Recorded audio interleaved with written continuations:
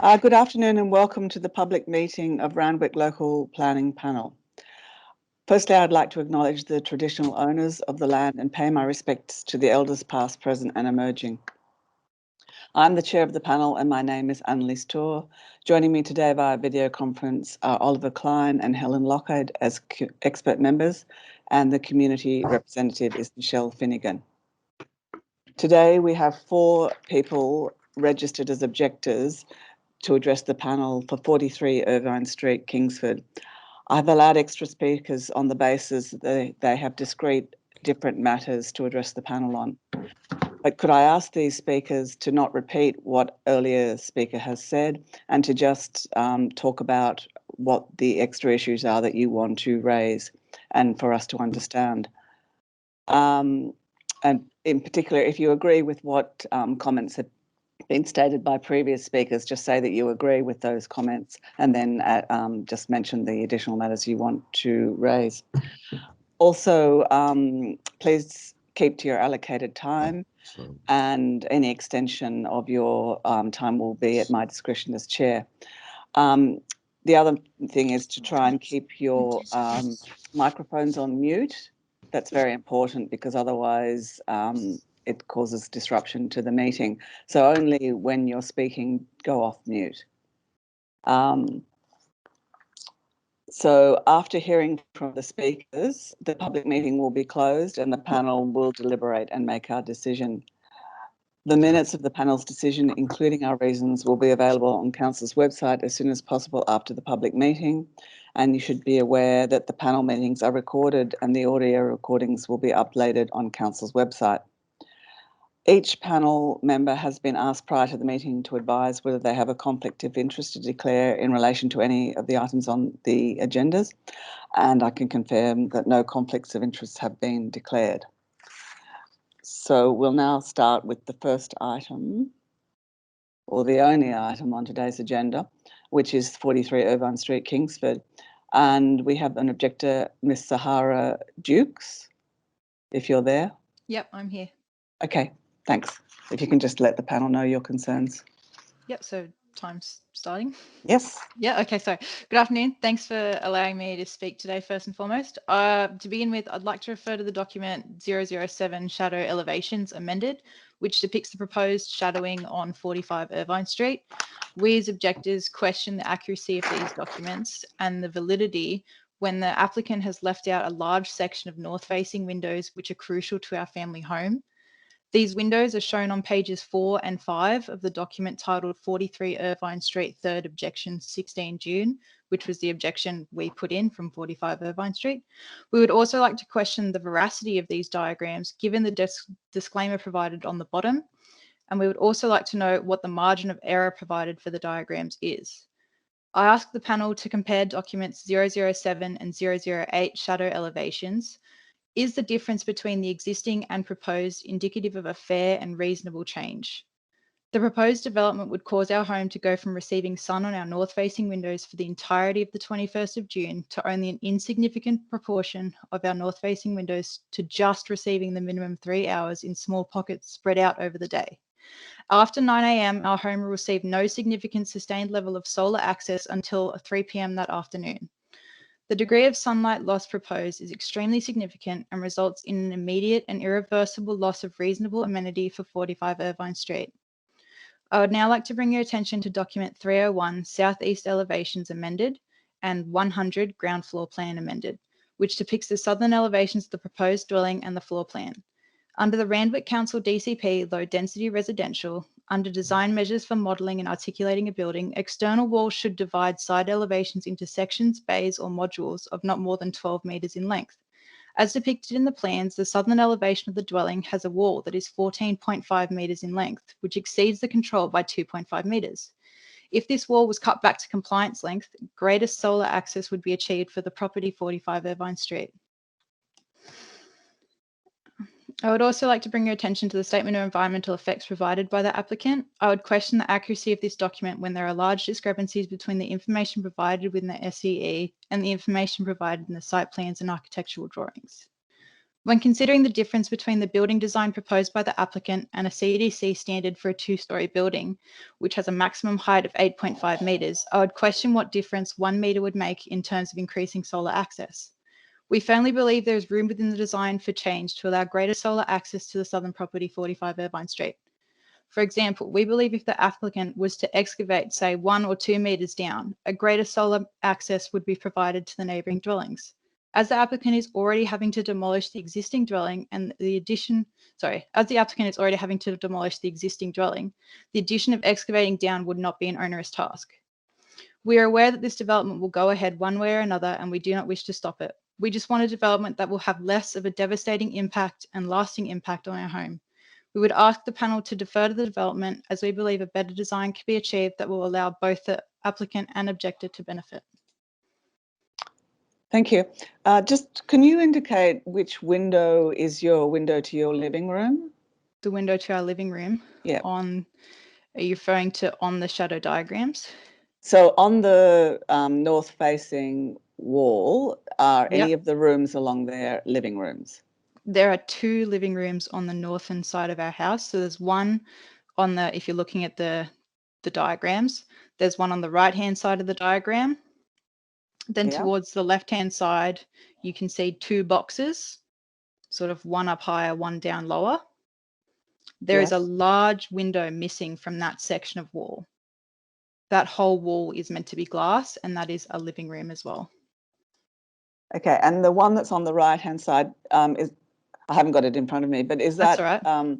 Is that at the end of the building, and does it have a window facing to the garden as well, or is it its only window is that window? So there's a large window on the north side, and then there's a window that faces towards the street. Okay. As well, is that what you were referring to? Yeah. Sorry, I had it wrong. No, that's okay. Thanks. I'll just see if any of the other panel members have any questions. Any questions? No. All right. Thank you very much. Thank you. So the next speaker is Ms. Wendy Tan, if you're there.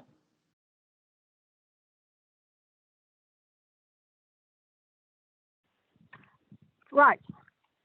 Yes. I'm from 9 Fisher Street.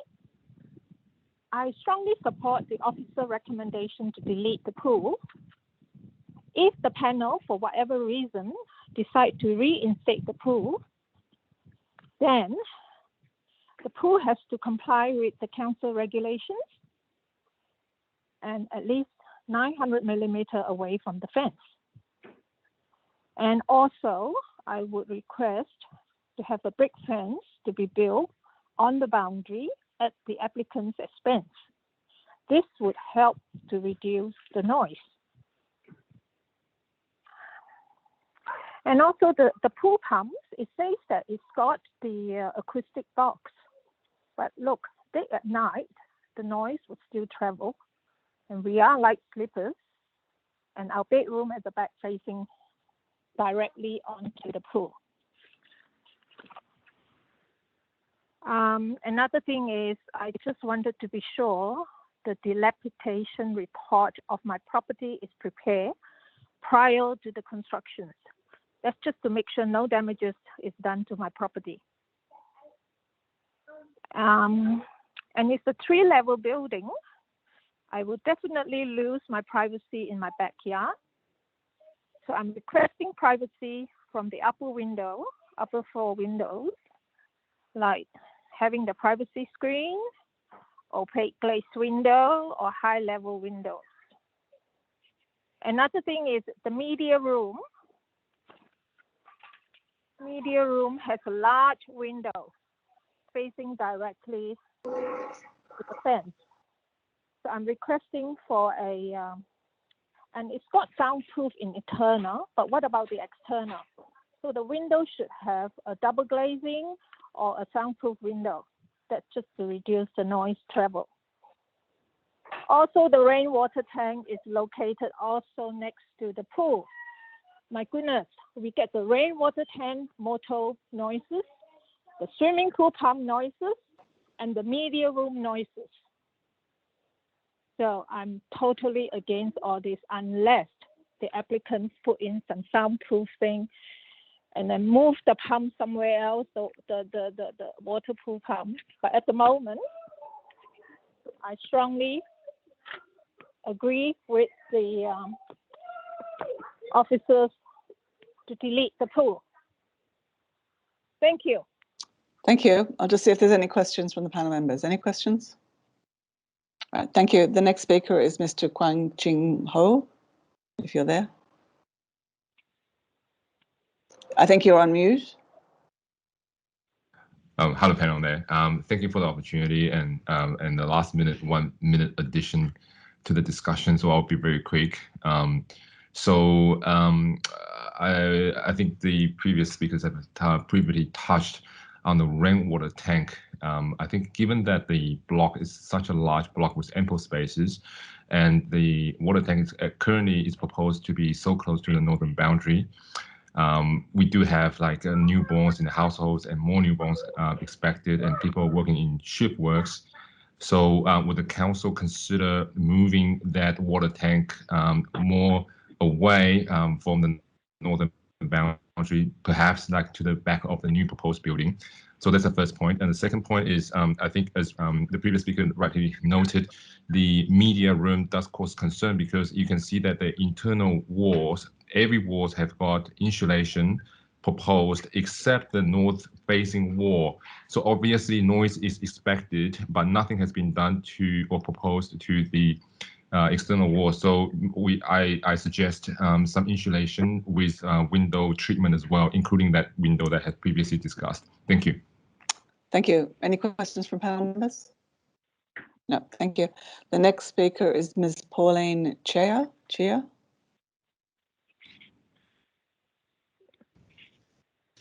Hi, everyone. Hi. I understand currently is in pandemic lockdown, so I really appreciate everybody time here. And in regarding about, I would like to give a long story about back to February 19, we received a letter from the owner of 43, and then with his typing letter to let us to sign, get the authority to enter to my property to get a accurate survey. So this is something very unprofessional from the beginning. And I really so much appreciate your people put your time here to contribute for this community, let us to speak here. So basically, we didn't know anything happened until they tell us. That was the 19th of March, the 19th of February. And then when I look at the drawing, actually they have blocking the May on 4, 2020. So I look at the floor plans. I got few things to ask about. I look at the ground floor. They got one ensuite bedroom. They got one ensuite media room, guest room, additional toilet, a very huge large kitchen and living area. On the first floor, they got ensuite spa bathroom. They got the other 3 bedrooms, spa room. And the breakout, there's 3.3 times 4.1 on the carpet. That potential could be the other bathroom, the other bedroom. So totally, they had 7 bedrooms in the residential zone 2 property. May I ask how many families live in this property and how many households in these homes? That's what I'm concerned about. And the other thing I would put additional issue is, I would like to raise the question proposal for this grand effect as things, because the floor plan of the main house already have 7 rooms, and they have 2 bedrooms with bathroom, kitchen in the grand effects, which respective planning approved yet, but I really concerned is that this is for commercial storage facility, which is in line the applicants currently employment. They have like a grocery store or supermarket. In that case, that will be attract bugs and rats in the surrounding living area. And back to our concern about the grand effect, they have 2 bedrooms, bathroom, and the door is right next to my backyard. This really a raise of privacy, and then will be, we feel really unsafe in this way. They're renting out currently, and if they 5-bedroom house in their family, and they're renting out the grand effect separately, If they log into Department of Fair Trading, we know who living there, but what happens if they don't? So we're feeling very unsafe. All right, thank you. I'll just have to interrupt you there. I'll just interrupt you because you're over time. Did you have anything further to add? Did you need any further time? No, should be fine. Thank you very much. All right, and I'll just check if there's any questions from panel members. Any questions? No, thank you. We now have Ms. Nicole Lennon on behalf of the applicant, and I understand you're here to answer questions or to respond to the objectors' concerns. Yes, that's right. Thank you for having me here today. I didn't intend on speaking. This has been quite a long application process where the plans have been amended and the shadow plans have been amended and the survey plans been corrected. I appreciate the concerns of the neighbour to the south, which is always an issue when you have an east-west orientation of a block. I think with this application, the fact that the house to the south is slightly elevated increases its opportunity for some solar access, and obviously access to the east and west is not inhibited by this proposal. I think it's quite helpful that there is a granny flat at the back. It's a single level granny flat, and therefore the floor space ratio for this property is spread across the property and not added to the second story, which would have created more bulk and overshadowing issues. I don't have anything further to say other than we've tried to address the concerns, and the applicant, the owner of the property, is happy to delete the pool to relieve the concerns of the neighbours, and I'll leave it at that. Thank you. All right, so just in terms of clarification, the neighbour to the south mentioned that the elevation, their northern elevation, didn't include all the windows. So did you have anything to say about that? I think the issue seems to be the shadow plans don't show a window. However, the updated survey plan shows all the windows to the north.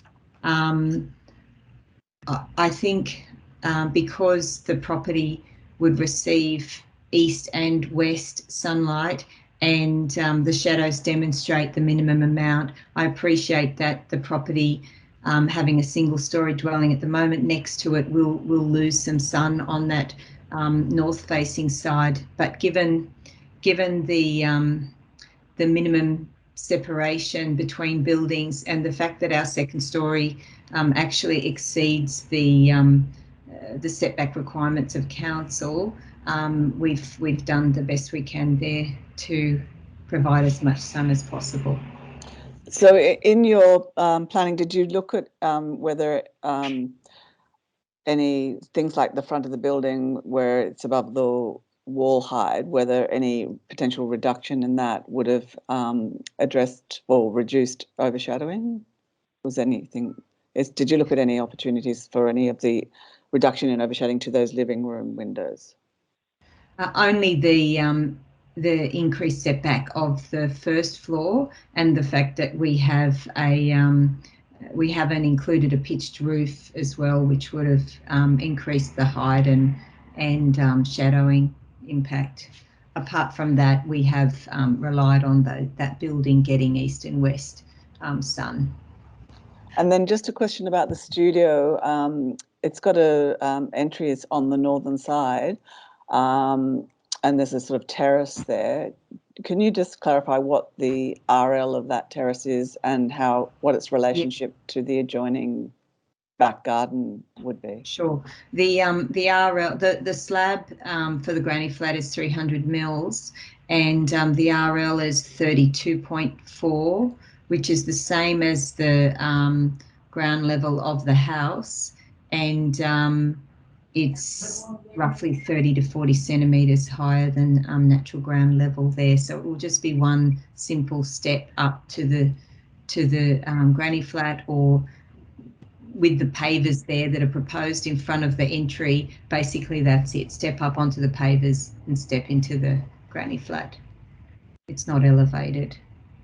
And the ground level of the property is relatively pretty much the same as that? It's 32. The nearest contour there is 32, and it's a relatively flat back garden. We've actually just sent council an updated plan with the RL shown on that granny flat, so that any stamped plan will have the RL on that would need to be adhered to with the build. And one other question was just about the actual elevations of the granny flat, just checking that I think it was the north elevation. Yes. So that's It's been corrected. The east was, the north elevation was incorrectly labelled east, so that has been all corrected for the plans as well. All right, thank you. I'll just see if any of the other panel members have got questions. No, thank you. I know, Ms. Chair, you've got your hand up, but essentially how this panel works is we hear from you and it's not a debate. We don't hear from you again. So you've had your turn, and I don't think the panel have got any further questions of you. So we'll move on. So that ends the public meeting. As I said before, the meeting will now be closed and the panel will move into private session to reach its decision on this item and also the items that are on the electronic non-public agenda. So the meeting is concluded at 1:21. Thank you.